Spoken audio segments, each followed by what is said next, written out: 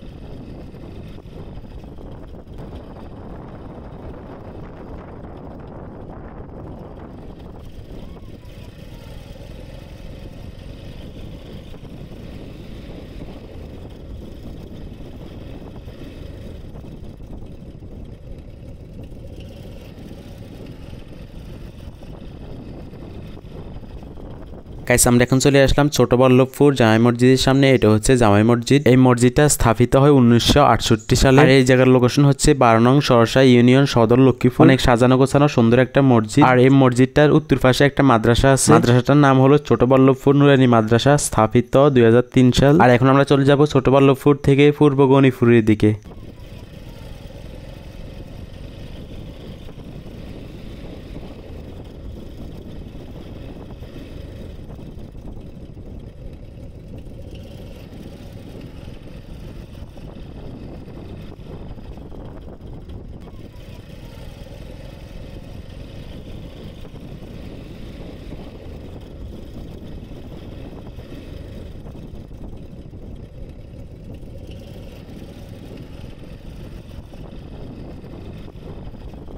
Guys এখানে একটা মাদ্রাসা আছে, মডেল মাদ্রাসা ও হাফিজিয়া এতিমখানা, ইলিয়াস ডিলার বিন ইউসুফ পাটওয়ারি ফাউন্ডেশন ও নগর, স্থাপিত 2021। আর এই জায়গার লোকেশন হচ্ছে ছোট বল্লভপুর সরসাই চন্ডগঞ্জ লক্ষ্মীপুর।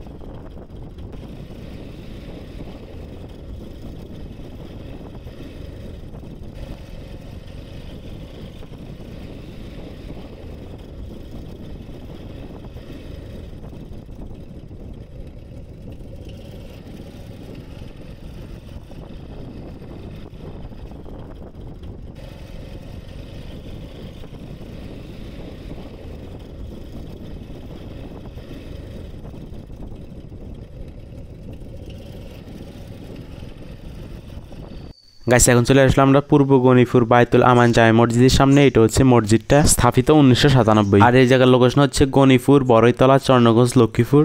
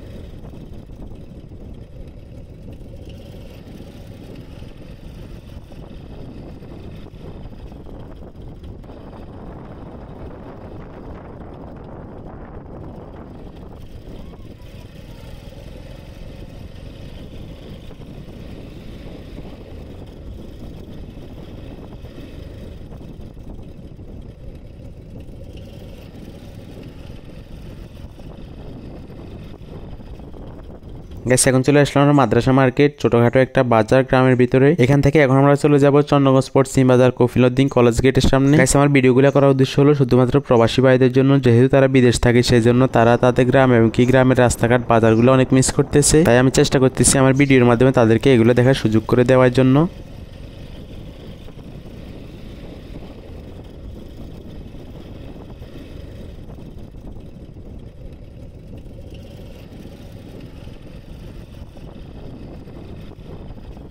এদিকে বাড়ি যদি কোনো প্রবাসী ভাই এখন আমার ভিডিওটা দেখে থাকেন তাহলে অবশ্যই কমেন্টে জানিয়ে দিবেন এখন আপনি কোন জায়গা থেকে ভিডিওটা দেখতেছেন। আপনারা যদি আমার সাথে থাকেন তাহলে আমি আমার এই ভিডিওর মাধ্যমে আপনাদেরকে পুরো নোয়াখালী ঘুরে দেখানোর চেষ্টা করব। বাংলাদেশের যত টুরিস্ট এলাকা আছে আমি চেষ্টা করবো আমার ভিডিওর মাধ্যমে আপনাদেরকে একটা একটা করে ঘুরে দেখানোর জন্য। একজন প্রবাসী ভাইয়ের রিকোয়েস্টের কারণে আমি এই ভিডিওটা নিয়ে আসলাম মিয়ার বাজার থেকে কলেজ গেট সামনে পর্যন্ত। আপনারা আগামীতে কোন জায়গার ভিডিও দেখতে চান সেটা অবশ্যই আমাকে কমেন্টে জানিয়ে দিবেন। গাইস আমার ভিডিওটা ভালো লাগে থাকলে লাইক করে বন্ধুদের মাঝে শেয়ার করে দিবেন।